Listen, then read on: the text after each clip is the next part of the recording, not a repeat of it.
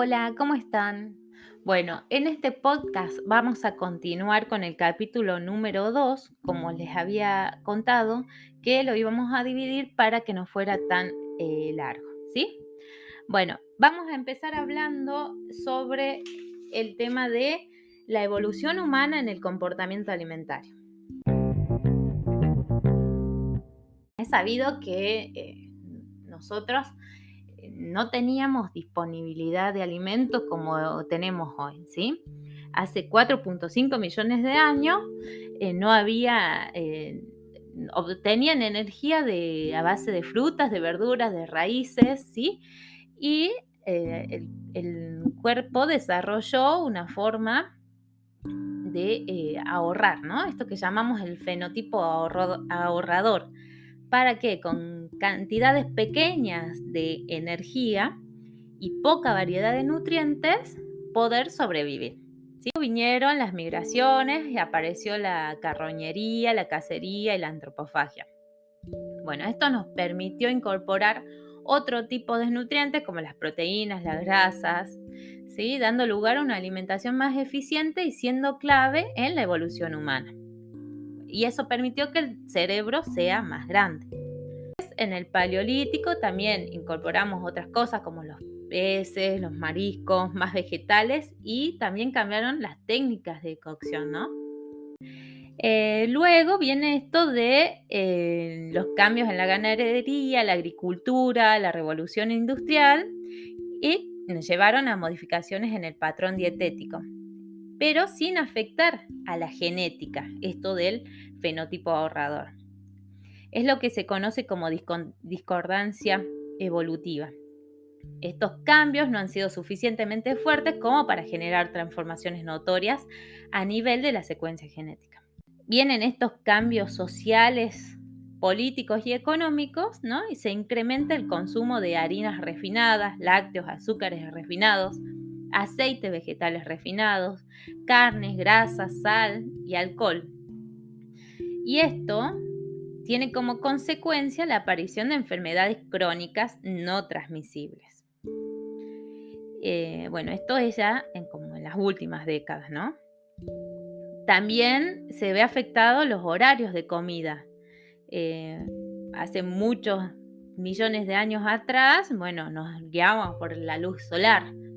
Después fueron cambiando, no sé, acá pone un ejemplo, como en los años 50, el desayuno se hacía a las 6 de la mañana, el almuerzo entre las 12 y las 14 y la cena entre las 18 y las 20. Y en la actualidad en España el desayuno se hace entre las 7 y las 10, el almuerzo entre las 14 y las 16 y la cena entre las 21 y las 23. Un horario que prácticamente ya comemos y nos vamos a dormir, ¿no? Otro factor importante que tenemos ahora por la vida moderna es el estrés, ¿no? Este estrés como generalizado. O la importancia también esto que se le da al culto del cuerpo, al ideal de belleza. Bueno, en relación a esto último, y aunque parezca extraño, los problemas de peso, tanto por exceso como por defecto, tienen un nexo común y son causa y consecuencia el uno del otro, ¿no? Y acá, de lo último, dice como una conclusión sobre este tema, es si solo sobrevive el que se adapta al cambio, pero debemos reflexionar sobre si la situación de cambio actual nos lleva a sobrevivir, a qué precio y en qué condiciones de esperanza y calidad de vida, o estamos destinados a extinguirnos si seguimos por este camino. Bueno, me parece muy interesante la reflexión que hace, ¿no?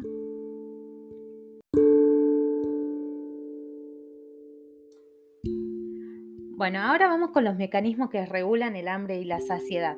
¿Sí? Las elecciones alimentarias pueden venir determinadas por influencias emocionales, pero también por factores más fisiológicos como son las señales de hambre y saciedad. No obstante, ambas señalizaciones, psicológicas y somáticas, están relacionadas. Ahora pasa a definir qué es hambre, qué es apetito y qué es saciedad. El hambre es la necesidad fisiológica vital de ingerir alimentos para obtener los nutrientes necesarios que nuestro organismo requiere y no debe confundirse, aunque se utilicen indistintamente, con el apetito. El apetito es el deseo psicológico de comer por placer. Además, está asociado a experiencias sensoriales: olor, presentación, color, sabor, textura y recuerdos, y condicionado por el contexto social. La sensación de saciedad, la saciedad, es la sensación de llenado gástrico que ocurre tras ingerir cantidades elevadas de alimento y que conduce a dejar de comer. Existe un tipo de saciedad que se llama saciedad sensorial específica y que hace referencia a cuando dejamos de comer parte de un plato para dejar hueco para el postre. A ver, seguramente la han aplicado, ahora sepan que eso se llama saciedad sensorial específica.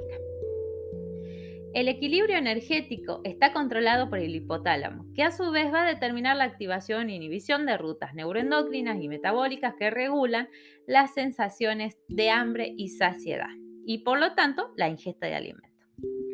¿Sí? La señal de hambre mejor percibida se origina en el estómago, ¿sí? Cuando yo tengo ese vacío en el estómago, y bueno, ahí eso es una señal clara de que hay hambre, ¿sí?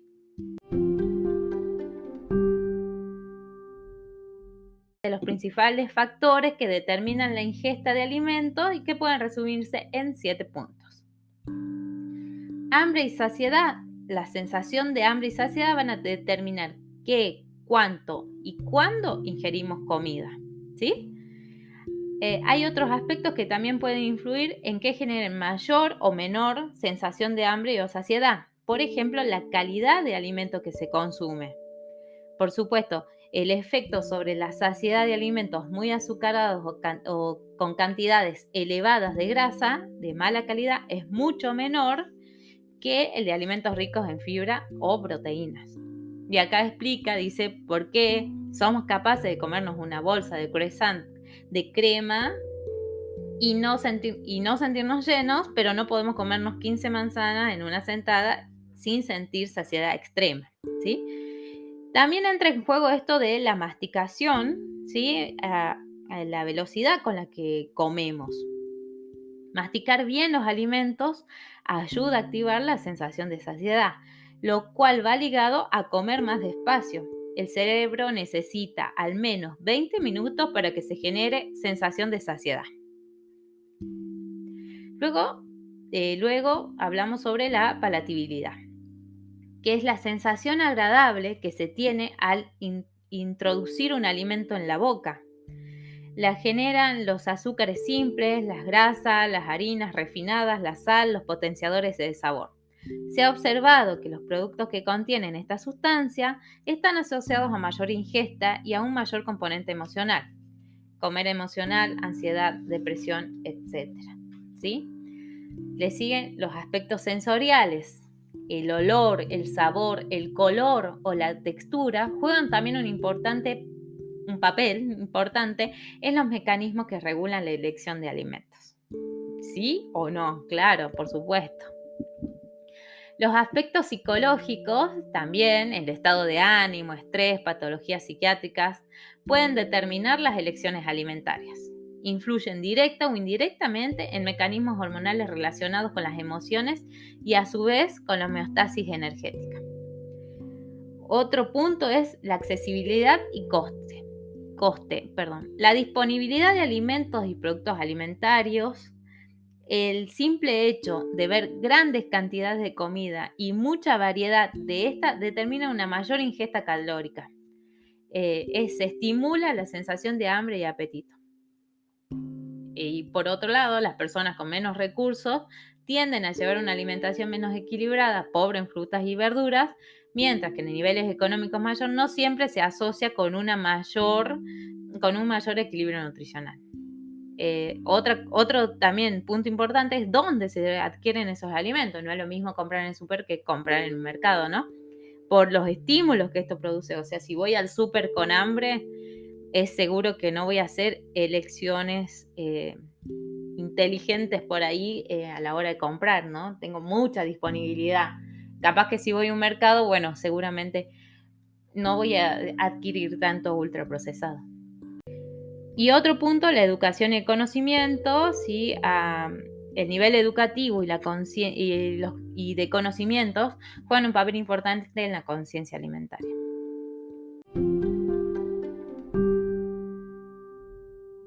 Pasamos ahora a los sistemas de recompensa y adicciones. La determinación de la ingesta alimentaria no solo hace referencia a las calorías ingeridas, sino también al tipo y a la calidad del alimento, a la forma de ingerirlo y a las asociaciones cerebrales que se hayan establecido entre dicho alimento y aspectos más emocionales, un recuerdo, una emoción positiva o una negativa. El aprendizaje de las emociones asociadas a la alimentación tiene gran relevancia durante la infancia, ya que es cuando mayor plasticidad neuronal hay y es el momento en que se crean esas alianzas. Asociaciones que comienzan a establecerse desde el embarazo, ¿sí? El feto es capaz de identificar sabores y relacionarlo con las emociones que su madre le transmite a través del líquido amniótico. Las experiencias sensoriales pueden influir en su comportamiento alimentario y en sus preferencias. Esto es, bueno, maravilloso, ¿sí? Es maravilloso porque desde ahí, desde que el bebé está en la panza, ya podemos empezar a condicionar su alimentación. Para bien como para no tan bien, ¿sí? Acá da un ejemplo. Si la madre come papas fritas cada vez que está nerviosa, las neuronas del cerebro del feto crearán una asociación nervios-papas fritas. Este fenómeno no solo se limita al embarazo, sino también a la lactancia, ¿sí? Por eso es fundamental evitar premiar, castigar, prohibir y obligar a los niños con comida. Vamos a potenciar el sistema de recompensa y o alterar la relación natural de la comida, ¿sí? Bueno, esto sí es cierto que por ahí se usa como premio, ¿no? Le doy un chupetín, le doy un chocolate, pero lo que el niño va a estar generando es que, bueno, el sentirse bien va a estar asociado con comer dulces, comer golosinas, ¿sí? También se asocia a que el menor establezca una relación, el dulce le va a dar la calma, ¿no? Y todo ello generará mayor apetencia por lo dulce y mayor activación del sistema de recompensa, ¿sí? Si hago las cosas bien, logro un premio y así el premio queda reforzado y se convirtió en un regalo. En cambio, cuando castigamos a un niño con comerse la verdura o con no comer, o se come la verdura y no comes la verdura o no comerás dulce, también estamos haciendo como algo en su cabeza, ¿no? Las verduras no son buenas, los dulces sí son buenos. O cuando prohibimos a un niño cualquier alimento, su cerebro va a generar mayor curiosidad por probarlo. Así que también ahí, si no queremos que consuman golosinas, no, bueno, sugiero acá que no hay que ofrecérselas, pero nunca prohibírselas. Bueno, todo esto se va generando como en la memoria, ¿no? Esto, el sistema de recompensa. La acción es comer chocolate. Me genera una emoción positiva, me siento más tranquila. Este sistema de recompensa aumenta la dopamina y entonces yo genero un refuerzo positivo sobre eso. Comer más chocolate me hará sentir mejor, ¿sí? Pero esto viene desde cómo actuamos como padres, como cuidadores, ¿no? De por ahí no poner la comida como que si fuera la verdura un castigo y el chocolate va a ser el premio, ¿no? Porque son asociaciones que ya vamos creando y después, bueno, no es por nada que tenemos tantos adultos que, bueno, que no pueden regular todavía su relación con la comida. Vamos con el tema de las adicciones, de que si la comida es una adicción. Bueno, todavía no hay una respuesta contundente, sí, hay gente que piensa que sí, hay gente que piensa que no se la puede poner a la altura de una adicción. ¿sí? Bueno, a pesar que muchos factores relacionados sean similares, no podemos olvidar las diferencias, digamos, entre las adicciones a otras sustancias y supongamos, adicción a la comida, ¿no?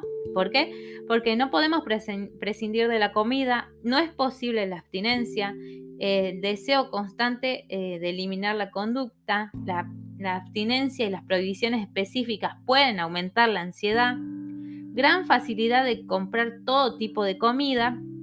La sociedad juzga de manera diferente otras adicciones. En el caso de la comida está bien visto en muchos aspectos y vivimos rodeados de publicidad y mensajes emocionales que fomentan tomar los alimentos. Por tanto y por todos estos motivos debemos ser cautos a la hora de hablar de adicción a la comida, ¿sí? Esto nos puede llevar a una idea errónea sobre no puedo hacer nada, soy un adicto a la comida y me quedo con ese concepto y bueno, entonces me quedo con eso, ¿sí? Porque a veces conviene.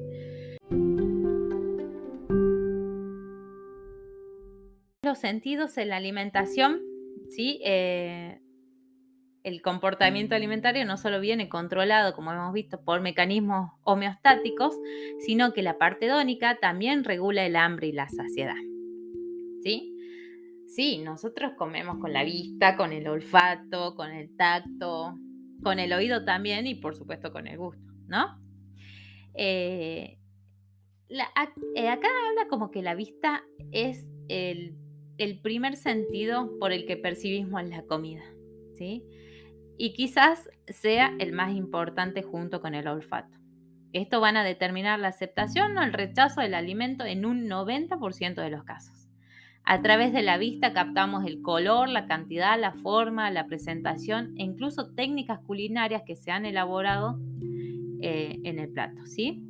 Si todos estos factores unidos generan una sensación apetecible a la vista, la probabilidad de ingerir más cantidad aumenta independientemente de que tengas o no hambre real.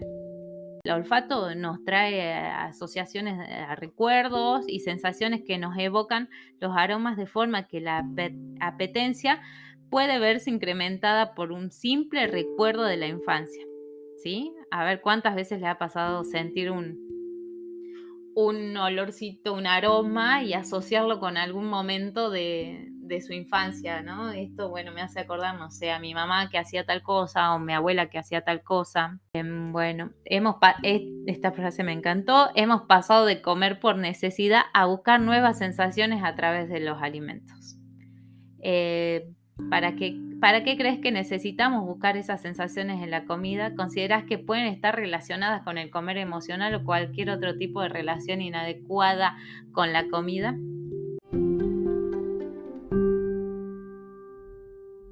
Vamos por el último punto del capítulo 2, que espero que no se les haya hecho muy largo. Hacer dietas, efectos de las dietas restrictivas. Bueno, ¿qué pasa en nuestro cuerpo cuando aumentamos de peso? En primer lugar, la célula grasa, el adipocito, empieza a incrementar su tamaño, ¿sí? Luego llega un punto que ya no puede aumentar más y se divide. Y entonces ahí tenemos dos células grasas. Bueno, muchas más, por supuesto, pero ahora esa célula también va a poder entonces guardar la energía en forma de grasa, ¿sí?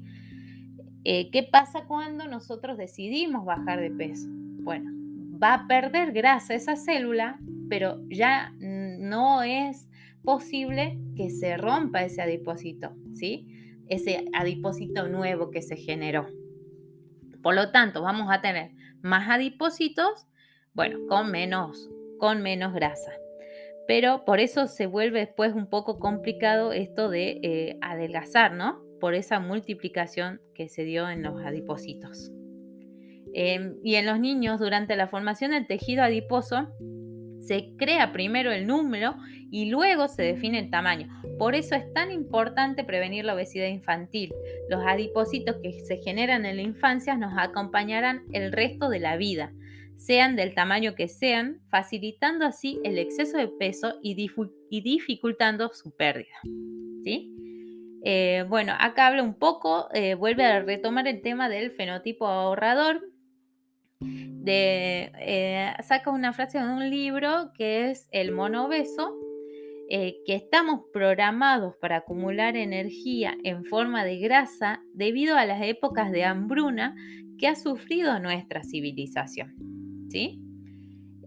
Cuando nosotros hacemos dietas restrictivas, al hilo del fenotipo ahorrador, las dietas altamente hipocalóricas van a fomentar esta práctica de ahorro energético, ¿sí? Entonces, el cuerpo entra en un modo de ahorro, disminuyendo el metabolismo para gastar lo menos posible.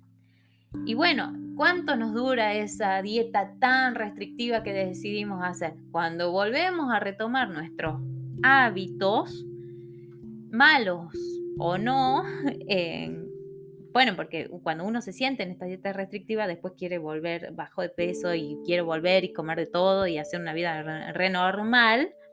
Entonces, ahí nomás se da esa reganancia de peso, ¿no? No es algo que se pueda sostener esa dieta tipo restrictivas.